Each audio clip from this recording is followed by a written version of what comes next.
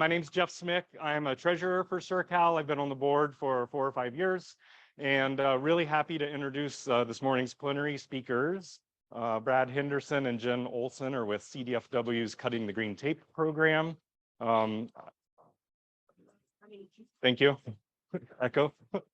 And there's two reasons I wanted to invite them to come and speak today to everybody here. One is just as long as I've been on the board of SERCAL, we've tried to get more agency staff involved. So we're really excited to have them representing CDFW here. But they really had a profound impact on a project I'm working on with state parks. And through the Cutting the Green Tape program and the restoration management permitting program in particular, they're able to help us fast track a project we're working on. And so there's a lot more to the Cutting the Green Tape program than that. So I wanted to have them come and introduce this program to you. It's relatively new, about a year old. I'm sure some of you are using it already. But for those of you that aren't, I think there's a lot of ability for it to help get your permits, your projects permitted faster and maybe less expensive. And they're a good team to have rooting for you on your side because they want to see more of our types of projects happening. So real quick, let me introduce them with their bios. Sorry, I had it ready a minute ago.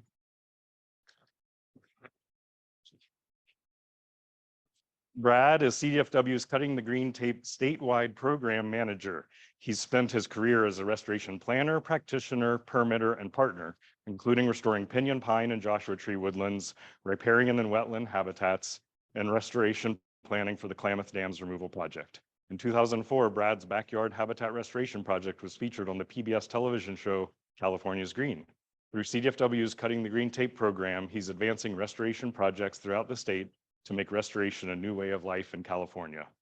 And Jen Olson is the statewide restoration permitting coordinator for CDFW's Cutting the Green Tape initiative. She started her career as a field ornithologist working on songbird research projects across the Western US and abroad. Since moving to California in 2012, she's served a variety of environmental review and permitting roles at CDFW. She's grateful to be able to use her regulatory knowledge to increase the pace and scale of restoration in her adopted home state. In her free time, she enjoys birding, running, and backpacking with her standard poodle, Dipper. Please welcome Brad. Thanks. Yeah. There you go. Howdy, everybody. How you doing? You guys are so brave. It's Saturday. We're going to talk about permitting and CEQA. You guys are gluttons for punishment. So let's get going here. We're going to try to be quick.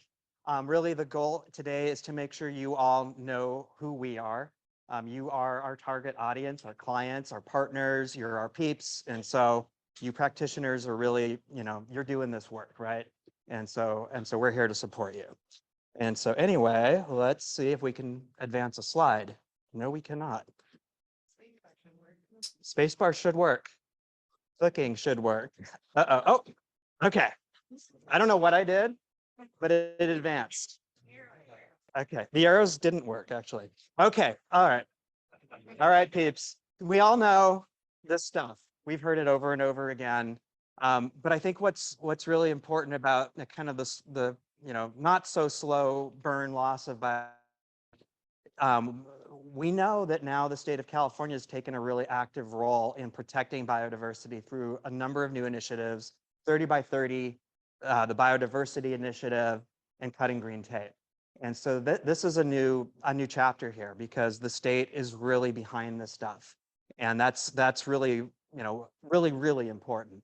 It's so much more in our awareness than it's ever been before. And so this is really important. So let's see which one of these buttons is going to, oh, it's left click. Okay, climate change changes everything. We need to act. We know that. We don't need to convince you all. And we're going to go quick here. All right. Scary, maybe scarier than climate change. We got to do stuff. We got to preserve land. We have to restore land. We have to restore the land we just preserved. We need to create sustainable communities in this state of California. And so how do we move quickly to address the threats to biodiversity and still protect what we have? Because we don't want to lose sight of that. And so one piece of many that works towards solving this puzzle is CDFW's Cutting the Green Tape program.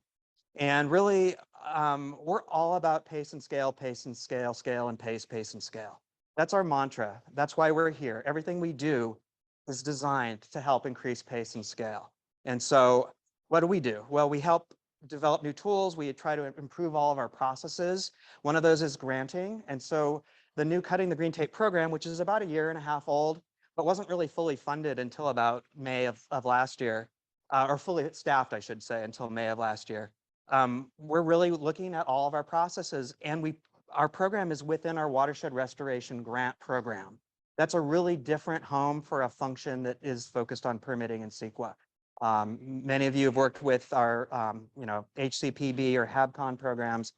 We were intentionally placed within watershed restoration grants. And so one of the focus areas for us is actually improving our granting process.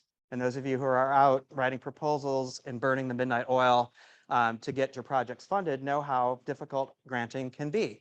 So that's really important. And along with that, and in concert with that, we're also helping to improve our own internal permitting processes at CDFW. And then kind of a late addition to our slate of work is CEQA as well. And so we'll get into that a little later on in this presentation. And that's all for restoration. And again, pace and scale. And so to that end, we have a very clear mission and we have dedicated staff. And who are those staff? Well, there's myself. You're going to meet Jen in just a minute. We have a second scientist on my team. And then we have an analyst on my team who's the really nice person who answers your emails when you try to reach out to us in our inbox. And that's Camille. And she knows more about the program than I do. And so that's our core team in headquarters. And along with that, we have staff out in 5 of our 7 regions.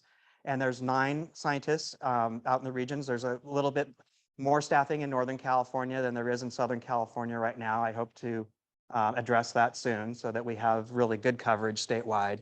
And those folks, they don't work for me necessarily. They work for their regions, but they are all part of the same team here. And we really do help to onboard them to embrace cutting the green tape. Oh, and I didn't mention it, but we also have an attorney of our very own who we fund. And when we ask, we don't have to wait a month to get a question answered, which is really great. So I wanted to just highlight this. This is a report that came out just a few weeks ago. Amy Mickle, Dr. Mickle at Cal State Sacramento interviewed a bunch of us and came up with a really cool report about cutting green tape. And I won't go into too deep a detail here, but basically our environmental permitting and regulatory structure really historically has been in response to bad things happening, in response to impacts. We don't want to lose these resources, therefore we're going to put this law in place that's going to help to slow down, minimize, mitigate, whatever, all kinds of bad things from happening. And that's kind of our business as usual model. And we know that there's problems out there in the world, and there have been for a long time. But with the kind of shock of climate change actually happening a little faster maybe than people thought, we're living it, and we've been living it for a little while now. That really shocks the system and gets us to a tipping point where we realize that maybe the existing list of tools and also the existing approaches to restoration permitting probably need to be questioned. And that's kind of where we were when we started the Cutting Green Tape initiative in our program, and realized that we need to develop some alternative approaches, alternative paradigms, and really focus what we're trying to achieve here, combining the right tools with the right mindset. And so that's where I think we are. We're kind of at the dawn or the beginning of a paradigm shift. We are not there yet in terms of a paradigm shift. There's still going to be pockets of issues and problems and extra work to do. But I think we're really clearly on that trajectory to where, sometime in the not too distant future, we're going to see a whole new world. And I really do want to see restoration to be such a common thing in California, where you drive down the road, oh, Caltrans is doing work again. Oh, there's another restoration project. So that's where we're at. I hope that we can achieve that full realization of this paradigm shift really soon.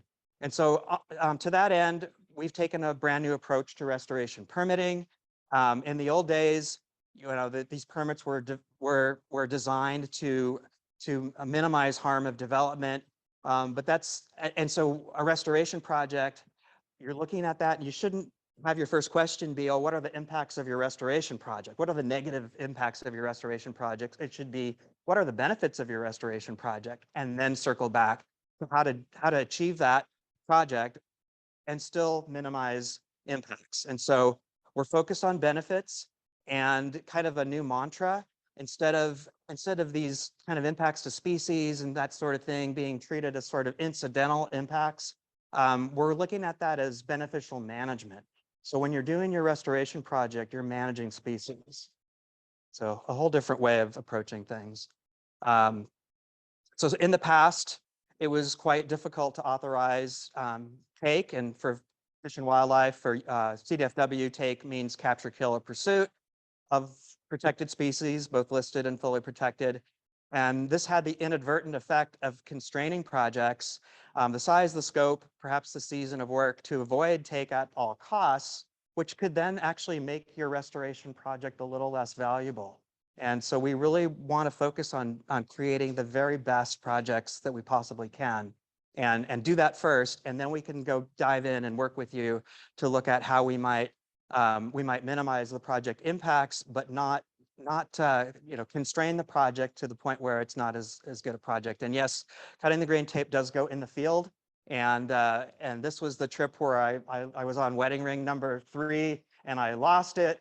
So if anyone wants to see what happens after you've lost your 3rd wedding ring and wedding ring number 4 is in the junk drawer, you can come see me after the presentation. I'll show you my latest wedding ring. So this was close to the mouth of the Russian River.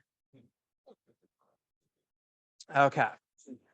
And so just to kind of continue this line of thought, these temporary impacts to protected species that we see during restoration projects, we know that restoration's messy, right? And we have to sometimes get in there with big equipment.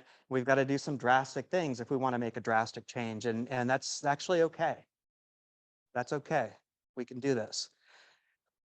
And we have lots of new ways to authorize these kinds of impacts. And we have our team who are dedicated to help you all with your projects. And as partners with you, I hope that you will see us as kind of members of your project team. We want to come in, we want you to talk with us early, we want to strategize, and we want to work together as projects are designed. And in some cases, we might even be managing your grant and also working on a permitting strategy for your project. And so we really want to collaborate, and that's really part of what makes this program really cool. Now, I will say that we probably have a little bit more permitting and CEQA work on our plates than we have time for. And so sometimes some of the planning will just have to be adaptive and resilient and make sure that we can engage at the right time. But we're busy. And that's it for this segment. I'm going to come back at the end and we'll hand it off to Jen with the boring part. Mine was the boring part. Okay, I'm gonna get clipped in here first. Hopefully that will work. Okay, yes. So, hi everyone. Thank you again, as Brad said, for showing up early in the morning to hear about permitting. Thanks, Brad, for handing it to me to give you the boring part. Love that. So I guess actually I want to just stay on this slide for a minute. Like, let's all just embrace that we're here for the boring part. And I've always been a little skeptical of folks who get like too excited about regulatory topics and permitting. And then I became one of those people. So hopefully, a lot of you are right there with me. But what gets me excited about what we do is that we get to sort of like look at the tools that we have and the regulations that we have, and we get to think about how we can make those work better for your projects and for beneficial restoration projects. So I'm going to walk you through a few of the kind of newer tools or sometimes new ways that we're using existing Fish and Game code and authority and permitting processes to, as Brad said, increase the pace and scale of restoration. So the first cutting the green tape tool that I want to walk us through is our restoration management permit. As Brad said, state defined take is catch, capture, or kill. Frequently when you're working in habitats, doing restoration, you're coming across species that are state endangered, threatened, or fully protected. You're doing habitat restoration to benefit those species, but you may inadvertently, you may either need to dewater and relocate for aquatic species, or move critters around. And doing actual restoration implementation, you may inadvertently run over, crush with heavy equipment. There are those unavoidable impacts that we can permit more easily now. So the new tools that we're using aren't really new tools. They are existing authorities that we have under Fish and Game Code to permit take of listed species for management purposes. As Brad said, that's sort of what we're shifting to now. We're looking at these projects as beneficial management for species. And so we have the authority under different sections of Fish and Game Code to very easily permit some level of take for those species for projects that will benefit them. And also those take authorizations don't come with the requirements that folks may be familiar with our incidental take permit processes, that require mitigation for impacts, that require you to put up potentially financial assurances to make sure that that mitigation happens. So it's a much easier pathway for projects that qualify for it. And I just wanted to say it is an umbrella permit. It's not really a new permit. We're really just packaging existing authorities that we have under Fish and Game Code into one permit. And we're currently exploring ways to include other authorizations that the department has to issue, such as our lake or stream bed alteration agreement, if you folks are familiar with that one, if you're working in lake or stream. And also we're working to roll in take of common species all into one permit. So our goal is to have sort of a one-stop shop for restoration permitting. We're working hard on them. So wanted to do a quick case study of a very simple restoration management permit that we've issued recently. And this was for a process-based restoration project. So installing beaver dam analogs in a wet meadow complex in northeastern Tehama County. But there were Cascades frog on site, so that's a candidate for listing under CISA currently. Still need take authorization from the department if your project will result in take of that species. So we were able to issue a restoration management permit for that species. And I just, copied and pasted what this looks like, one part of the permit.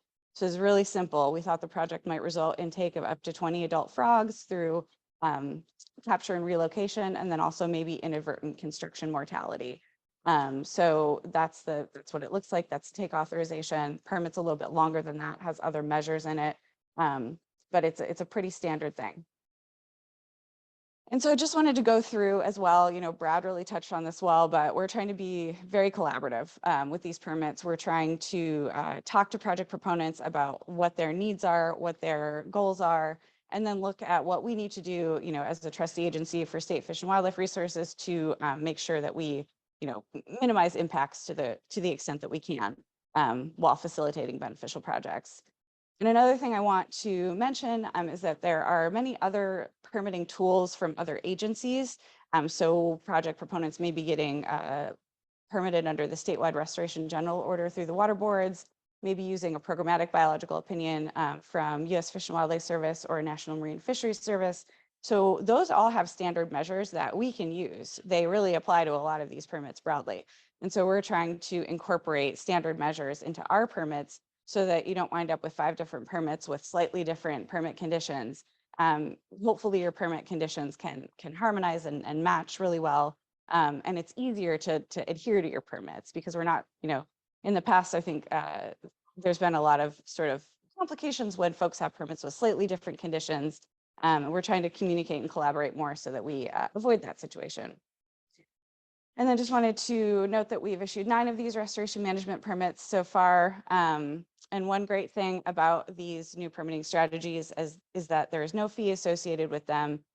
We do have flexible timelines with the restoration management permit. So, but we're able to get them done fairly quickly, and we're trying to hold ourselves to at least less time than it would take to get an incidental take permit. So that's 180 days or less, and frequently much faster.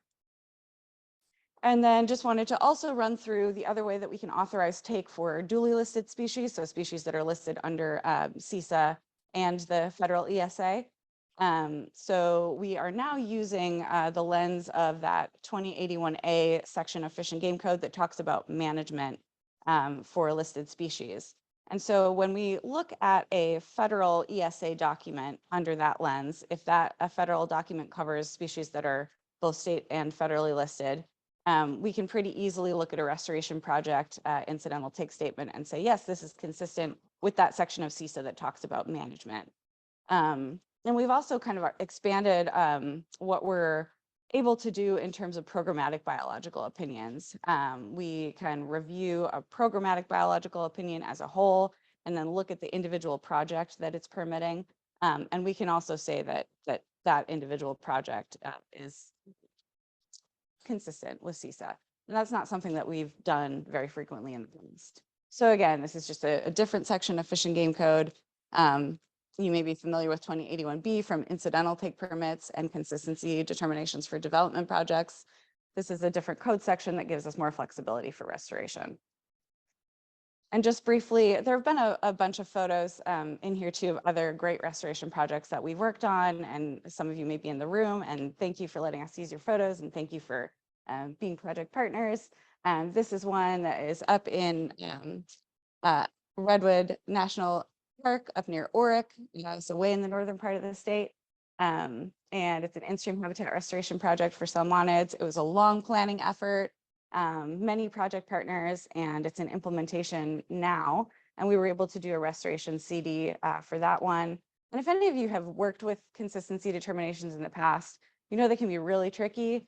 So I think we're just really proud that now we can do these because they are they're free for project proponents, and they are also quick. So they have a 30-day timeline, makes it really, really nice just in terms of all the other permits that you're getting. This one is quick.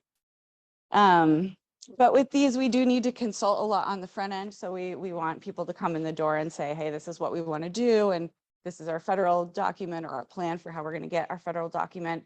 And our staff will work with you to make sure that we can deem that final product consistent with CISA. And then just wanted to throw in there, I mentioned this already, but we're reviewing programmatic biological opinions to make sure that overall they're consistent with CISA.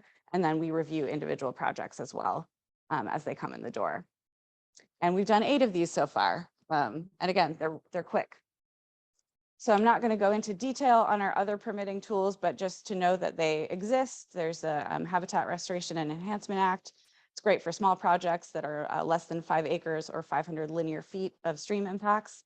And then we have safe harbor agreements. Those are, I think, sometimes an underutilized tool for private property owners or anyone who wants to do some beneficial activities that will have a net conservation benefit for listed species, but may also result in take. So just wanted to mention that those exist.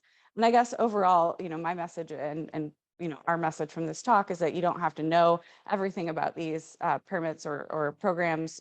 Get in touch with us and we'll help you out. And so I'm going to pass it back to Brad here. The even more boring part.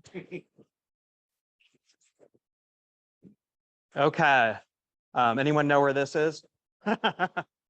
Yeah, I mean, yeah. And so, trivial pursuit question. Why would National Park Service care about CEQA? And I'll just leave you with that question for now. I'm not going to answer it. So I'm going to talk about the new statutory exemption for restoration projects, this otherwise known as SERP. We had to, of course, invent an acronym. That was the most important thing when this legislation passed is, oh my gosh, we're going to have to create an acronym, and oh yeah, we have to implement this too. But the acronym part was really stressful. So SERP, it's not SLURP.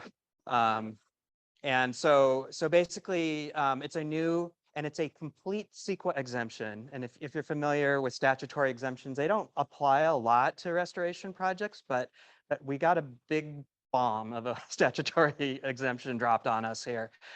So this is in a long list of other statutory exemptions on the books, like The 1984 Olympic Games in Los Angeles are statutorily exempt from CEQA, in case you didn't know that.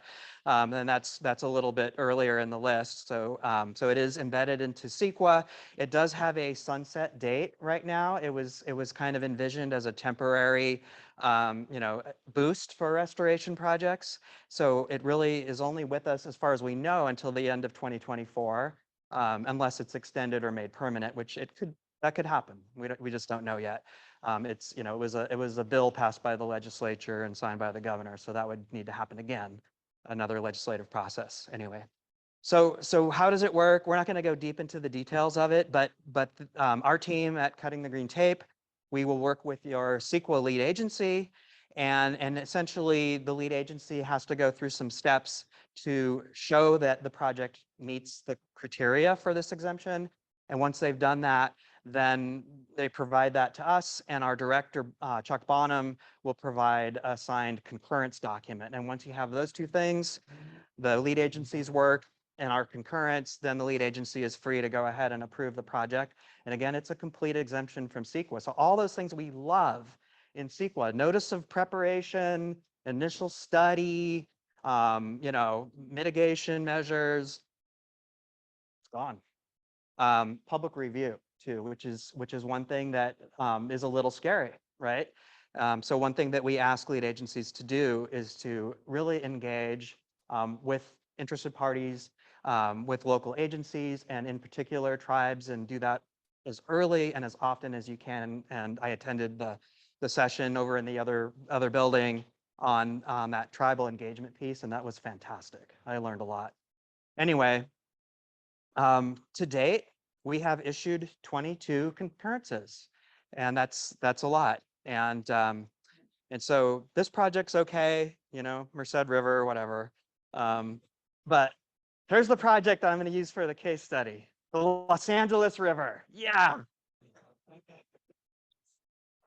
we love the Los Angeles River. So without going deep into the details, the lead agency was the city of Los Angeles. This is a fairly short reach on the LA River. As some of you might know, the LA River was first considered just a big joke, and then the Friends of the Los Angeles River formed, I think probably in the 80s or so.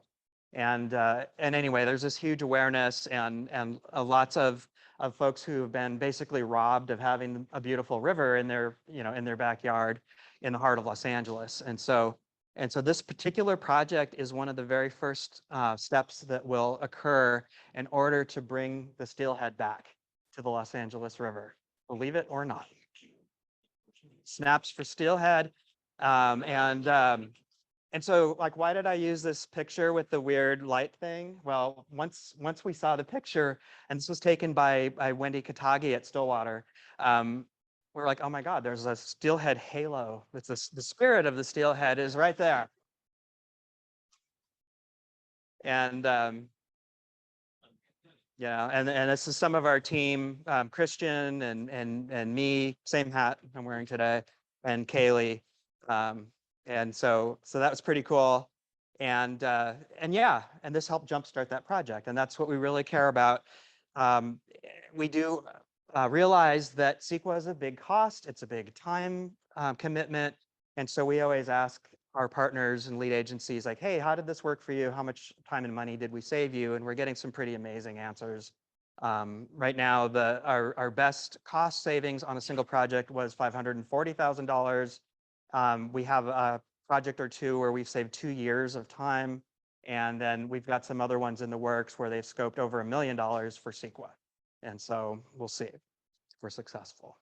So I think the last part of this talk is going to focus on public art. So we've got our RMP and our SERP and our restoration CD up there. This particular location is cool because it's the actual confluence of the Arroyo Seco with the Los Angeles River. And I see some heads nodding, some people know where that is, but the Los Angeles Basin is right next to these really rugged, steep mountains, the San Gabriel Mountains, and fairly early on, that watershed was protected as part of the Angeles National Forest, and now it's a national monument. So anyway, even though we're in downtown LA right here, this tributary, Arroyo Seco, just a few miles away, it kind of winds its way up through Pasadena, and then before you know it, it's in the mountains, and there's spawning and rearing habitat and wild Omicus up there. So it's real. This is really going to happen, and we were so happy to be part of this. So we're just about done here. We're just going to keep showing you public art, I think, for the last few slides. Again, as Jen said, you don't have to be an expert in this stuff. There are so many options. You're going to hear from Stephanie later on about some of the programmatic permitting tools that other agencies are using. It can be a little bit overwhelming, like where do I go, what do I do? And there's folks here to help. We're here to help. Sustainable Conservation has a program where you can contact them and they can help walk you through all the other agencies' permits as well as CDFW. And so, we're here to help you navigate all this cool new stuff. And, and again, the paradigm is shifting. The tools are coming, but we can't really rest. We really need to keep this moving and keep pushing for pace and scale and pace. So there's lots more work to do. And so this is at the Salton Sea. Of course, we found some more graffiti because and this is like perfect. So there's me and Jen and Camille, who's our analyst. You don't know where to start. That restoration permitting at Wildlife is the place to start.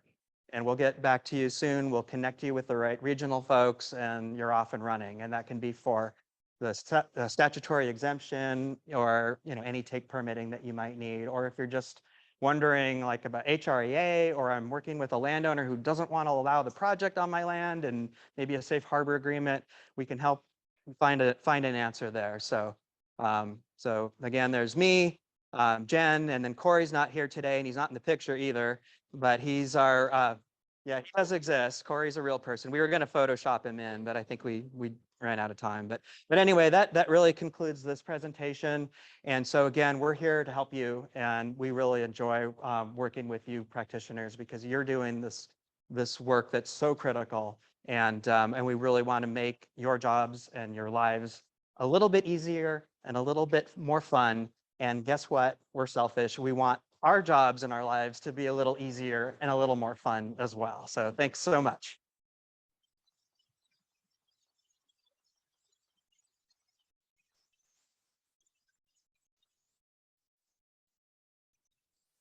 Thanks so much, Brad and Jen. We have a couple of minutes for questions before the open mic. Yeah, for us. Yeah, Jen, I have one for you. You mentioned the umbrella permits, consolidating types of take authorizations. I don't think you specified which permits those were. Yeah, so it's sort of basically it's CISA, and then also we can take a fully protected species. I should have been more clear about that, so thanks for asking that question. So our fully protected mammals, fish, reptiles, we in Fish and Game Code where those are covered, the individual sections say that we can also authorize take of those species for efforts to recover threatened, endangered, or fully protected species. So basically what we do with the restoration management permit is we package up a CISA take authorization and a fully protected authorization if the project needs it, right? So we can also do them separately. So yeah, that's sort of the umbrella, and that's what it covers now. And like I said, we're also looking at ways to incorporate lake or stream bed alteration agreement and take of common species or species of special concern into the RMPE as well. Does that also streamline like post-project monitoring and then partially like relocation? It's both, so we can do both with that one. Okay. Yeah. Thank you. Yeah. Being one of the regulatory nerds, I'm wondering, I've heard of a couple of projects, and one of my projects has been encouraged to get a 2081A MOU for like long-term management of the species. Does the restoration management permit encompass the long-term management also? It can, yeah, and it kind of depends. Sometimes there are, there's research, right? And so typically we would do those with a kind of your typical 2081A MOU. But if it's monitoring associated with restoration, we can package that into the restoration management permit as well. And just to build a little bit on that too, the RMP is really designed to integrate with the other agencies' restoration permits. So there might be an efficiency there that you might not normally get through a 2081A MOU. So you would want to, both tools are potentially viable, but you'd want to look at that too. And our RMP is really designed, to cover all phases of a project. ongoing or the initial restoration work, ongoing, adaptive management, maintenance, repairs, whatever, and monitoring as well, especially if it's connected, like as performance monitoring, effectiveness monitoring, that sort of thing. Yeah. Yeah, right here. You mentioned sustainable conservation. For someone new to the field, could you say? Yeah, sustainable conservation. Stephanie, raise your hand. And what time is your talk and which room? Say the knowing room. The knowing room, end of the day, you can connect up and Stephanie's right there. And so what they do is they look at and advocate for improvements across all agencies' permitting processes, state and federal. And so it's a really good place to start for someone who has land to steward and wants to do some great stuff like you. So there you go. Go ahead. Go ahead after that. We have one from. One of the biggest, I guess, regulatory hurdles that I've encountered trying to get the department to approve a permit responsible project is actually requiring conservation easement for the restoration property. And that has been like a multi-year process, and it's probably close to $100,000 in just consulting fees. And I'm wondering if there's any thought going into streamlining that process in addition to the permitting. Right. So for the question was around the requirement for conservation easement on a permittee required or mitigation project. And so that would fall under 2081B, which has the funding assurances part and the and the fully mitigated part that isn't necessarily part of 2081A, and that would be tricky to see how to uncouple those. But I think that's where that's coming from. So a typical 2081A permit that we're working on, the project itself has a net benefit if that project is implemented as designed, and so we don't, we have yet to require any kind of endowment on that. Now, it certainly helps a project if it is under conservation easement or some fee title protection, because we want that restoration to be durable, and not go away after a few years. But those are trickier for sure. Yeah. We have a question from the virtual session. Thanks so much for your talk and all of the excellent riparian CGT examples. Can you share any estuarine and outer coast examples that have utilized CGT advancements, such as for living shoreline, multi-benefit climate adaptation projects? Yeah. I think maybe the poster child for that could be Hayward Marsh, which has really integrated climate change and migration of habitats, as well as protection of habitats. And so that particular effort was a SERP concurrence, and that's on the department's CEQA notices page. You can read the concurrence and learn more about that project. And there's others that are coming, but that's really the one that would come to mind first. We wrote an RMP for the Garcia River estuary as well, and we did SERP on Garcia, and that was actually our very first SERP concurrence back in 2021. So yeah, there's every type of project that you can imagine has reached out to us, and we've got some big forest health projects in the queue and things like that as well. So pretty much everything. So I want to start the open mic time. Jen and Brad are hanging around for today. They'd love to talk to you, grab some coffee. If you're not able to do the conference, please reach out to them. But thanks so much for coming down. Really appreciate it.